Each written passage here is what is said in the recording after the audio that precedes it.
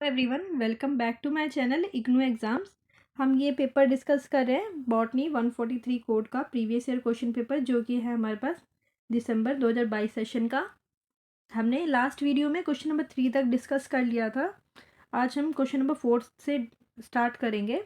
जिस भी स्टूडेंट ने क्वेश्चन नंबर 3 तक की वीडियो नहीं देखी है, मैं इसके डिस्क्रिप्शन में इसका लिंक डाल दूंगी लास्ट वीडियो का, आप उसे ज़रूर देखिएगा। तो चलिए क्वेश्चन नंबर 4 हम स्टार्ट करते हैं।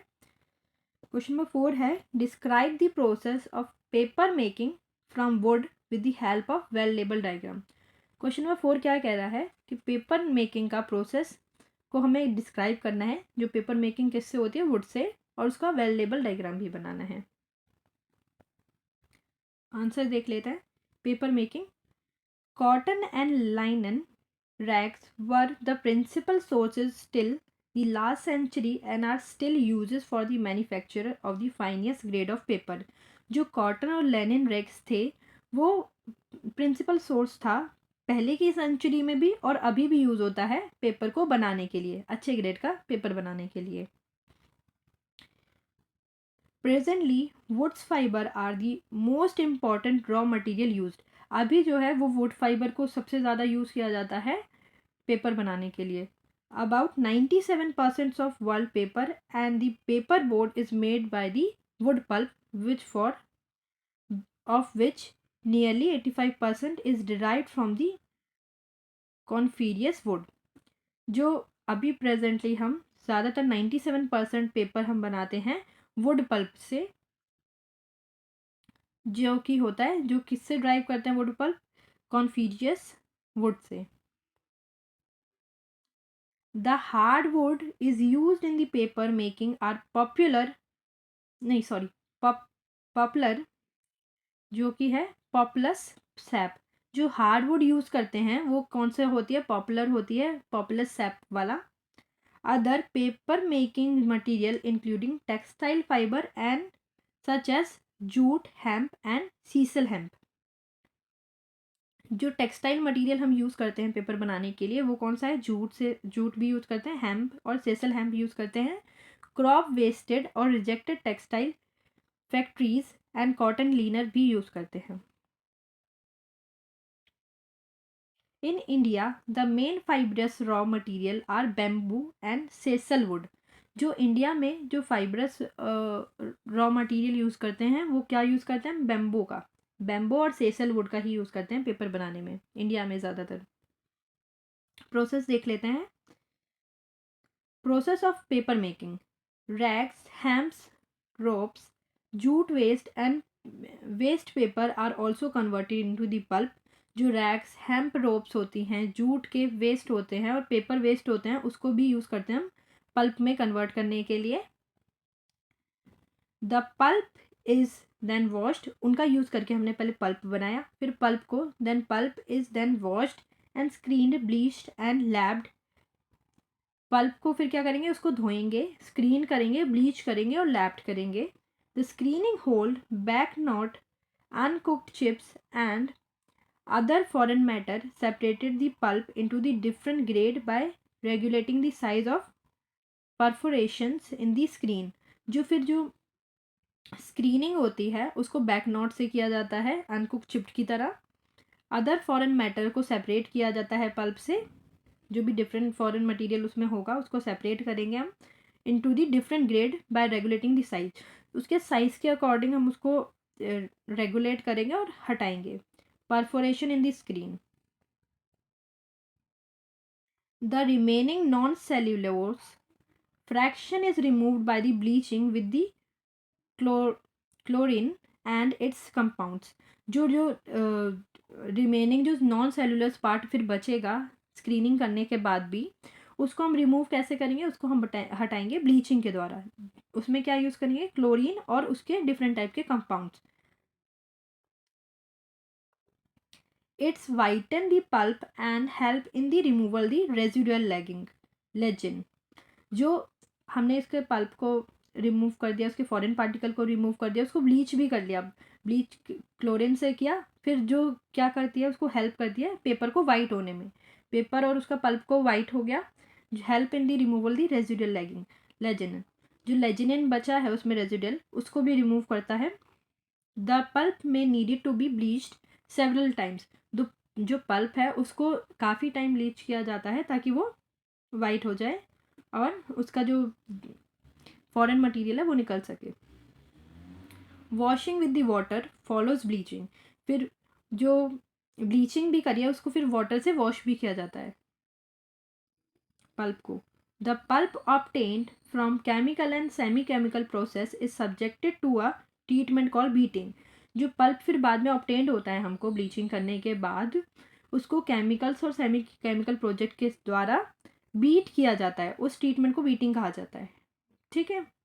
Besides separating the fibers from one another, it shortens and brushes them.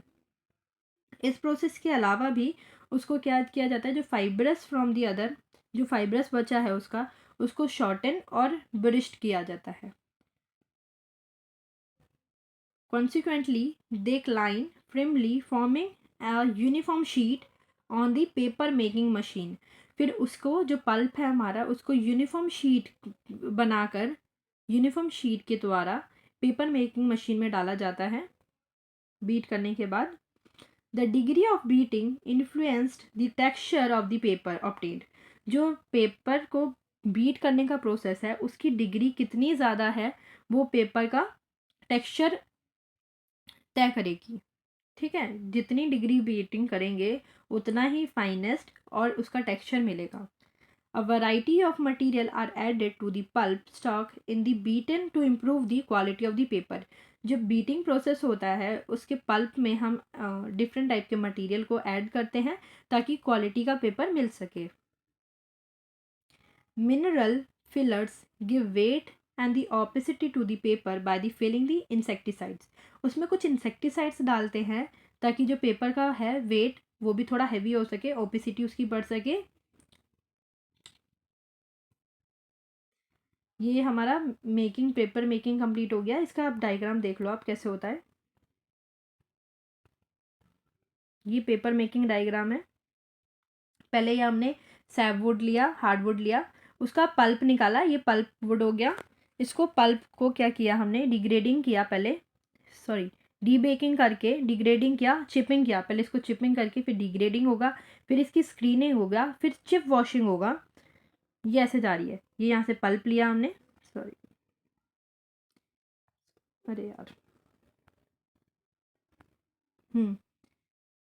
पहले यहाँ से हमने सैपवुड ली, फिर ये पल्प वुड में कन्वर्ट किया इसको, फिर डी बेकिंग किया इसको, इसको बेक किया, फिर इसको चिपिंग प्रोसेस में डाला, फिर इसको डिगिंग किया, फिर इसकी स्क्रीनिंग हुई, फिर इसको चिप वॉशिंग किया, फिर इसको डिजिस्टेटेड में डाला, फिर इसकी ब्लीचिंग होगी जिसमें क्लोरीन यूज़ करेंगे हम, फिर इसको बीटिंग करेंगे, पल्प का बीटिंग होगा इस मशीन में, फिर इसको पल्प को शीट में कन्वर्ट करके डालेंगे, फिर इसका पेपर बन के निकलेगा बाहर। ठीक है, ये इसका डायग्राम ऐसे बनाना है।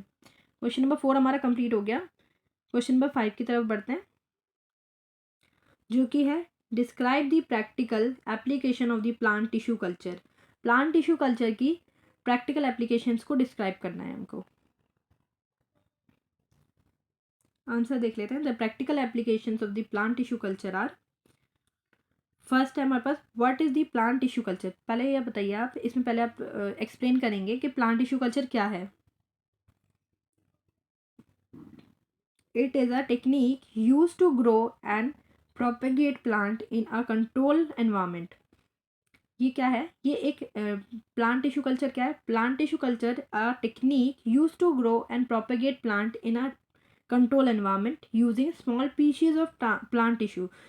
छोटे पीसीज प्लांट टिश्यू के कलेक्ट करके उसको कंट्रोल एनवायरनमेंट में ग्रो करना, प्रोपेगेट प्लांट बनाना, वो एक टेक्निक है। प्लांट टिश्यू कल्चर एक टेक्निक है जो कि कंट्रोल एनवायरनमेंट में एक अच्छे प्लांट को ग्रो करता है, सिर्फ प्लांट टिश्यू के पीसेस लेकर, स्मॉल पीसेस लेके। This process has revolutionized the way we grow plant and has many practical application। इसके क्या क्या मैनी एप्लीकेशंस हैं देख लेते हैं, वो कौन कौन सी एप्लीकेशंस हैं। One of the most important uses of plant tissue culture in the agriculture. सबसे ज़्यादा यूज़ प्लांट टिश्यू कल्चर का कहाँ किया जाता है? एग्रीकल्चर में यूज़ किया जाता है। कैसे यूज़ किया जाता है? This techniques allow the farmer to produce large quantity of disease free plant in short amount of time. ये plant tissue culture technique use करके फार्मर क्या करते हैं? वो large quantity of disease free plant बनाते हैं। कम टाइम में वो बिना बीमारियों वाले ज़्यादा से ज़्यादा क्वांटिटी के प्लांट्स को ग्रो करते हैं ये टेक्निक अपनाकर। ये टेक्निक से क्या होगा? उसको डिसीज़ भी नहीं होगी, प्लांट को डिसीज़ फ्री प्लांट मिलेंगे, कम से कम टाइम में मिलेंगे और कंट्रोल एनवायरनमेंट में मिलेंगे। It also used to create new variety of plants with desirable traits such as increased yield or resistant to the pest and disease।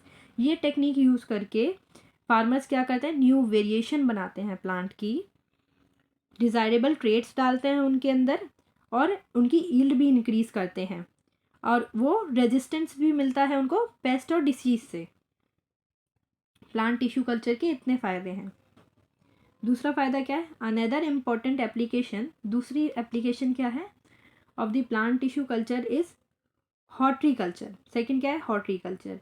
It allow for the production of exotic and rare plant that are difficult to grow from the seeds cutting. ये क्या करता है? जो plant tissue culture है वो horticulture में सबसे ज़्यादा यूज़ किया जाता है। वो कैसे यूज़ किया जाता है? ये प्लांट टिश्यू कल्चर अलाउ करता है एक्सोटिक और रेयर प्लांट, जो रेयर प्लांट होते हैं, एक्सोटिक प्लांट्स होते हैं जो कि सिर्फ सीड से ग्रो नहीं हो सकते और कटिंग से ग्रो नहीं हो सकते, वो प्लांट टिश्यू कल्चर उनको हेल्प करता है ग्रो करने के लिए। क्या? It allows the production of exotic and rare plant that difficult to grow and seed cutting. This means that the gardeners can now have to access a wide variety of plant than ever before। जैसे पहले wide variety of plants वो grow नहीं कर सकते थे, अब ये plant tissue culture को अपनाकर वो डिफरेंट टाइप की वैरायटी ऑफ प्लांट ग्रो कर सकते हैं। Plant tissue culture is also used in the pharmaceuticals industry to produce medicinal compound from the plants. Third application क्या है इसकी? जो प्लांट टिश्यू कल्चर है वो फार्मास्यूटिकल्स इंडस्ट्री में भी यूज़ किया जाता है ताकि वो प्लांट से मेडिसिनल कंपाउंड ऑब्टेन कर सके, मेडिसिन बना सके प्लांट से। Bye growing these plants in a control environment, scientist can extract the desire compound of consistent and reliable manner. जो साइंटिस्ट हैं वो डिफरेंट एनवायरनमेंट में, कंट्रोल एनवायरनमेंट में कुछ प्लांट्स को ग्रो कर सकते हैं जो भी उनको चाहिए ताकि डिज़ायर मैनर में उसको मेडिसिन ऑब्टेन कर सके वो उन प्लांट से। Finally plant tissue culture has environmental applications as well. Plant tissue culture की एनवायरमेंटल एप्लीकेशंस भी हैं जो कि क्या है? It's use to propagate endangered plant species and to restore damaged ecosystem by reintroducing native plants। ये जो डैमेज इकोसिस्टम है उसको रिस्टोर करके रीइंट्रोड्यूस करते हैं नेटिव्स प्लांट को एनवायरनमेंट में। ठीक है, जो डिफरेंट टाइप की स्पीशीज़ हैं, it use to propagate engage different plant species to restore damage ecosystem. Damage ecosystem को रिस्टोर कर देते हैं, जो कि कैसे करते हैं? Reintroducing native plant. जो नेटिव प्लांट्स को हैं उसको रीइंट्रोड्यूस करते हैं प्लांट्स के अंदर ताकि जो इकोसिस्टम है उसको डैमेज को रिस्टोर किया जा सके। Plant tissue culture has many practical applications in the agriculture. ये हमारी समरी है, वहाँ तक कंप्लीट हो गया। वैसे आप सुन लीजिए। Plant tissue culture has many practical application in the agriculture. Horticulture, पहली एप्लीकेशन क्या थी? एग्रीकल्चर में, सेकेंड है हॉर्टिकल्चर में, थर्ड है फार्मास्यूटिकल्स में, लास्ट है हमारे पास एनवायरमेंटल कंजर्वेशन में। एनवायरमेंटल कंजर्वेशन भी हो रहा है इससे। ये 4 एप्लीकेशंस हैं। By growing plant in a control environment we can produce disease free plant. इससे क्या क्या होता है? एंड कंट्रोल एनवायरनमेंट में हम प्लांट को ग्रो कर सकते हैं और कैसा प्लांट पा सकते हैं? डिसीज फ्री प्लांट पा सकते हैं। Create a new variety of plant, variant of plant पा सकते हैं हम विद डिज़ायरेबल ट्रेड। जो ट्रेड हमको प्लांट के अंदर चाहिए वो ट्रेड हम पा सकते हैं उसमें इस टेक्निक का यूज़ करके। And even extract medicinal compound, और जो मेडिसिनल कंपाउंड हैं प्लांट के अंदर उसको भी एक्सट्रैक्ट कर सकते हैं इस टेक्निक के द्वारा। It an amazing technique that have revolutionized the way we grow use plants. ये अच्छी ग्रेट टेक्निक है। ठीक है, क्वेश्चन नंबर 5 हमारा कंप्लीट हो गया। क्वेश्चन नंबर 6 और 7 हम नेक्स्ट वीडियो में डिस्कस करेंगे, वरना बहुत लेंदी वीडियो हो जाएगी ये। तो थैंक यू, नेक्स्ट वीडियो में मिलते हैं। अगर आपको पसंद आया हुआ तो please like share subscribe. Thank you.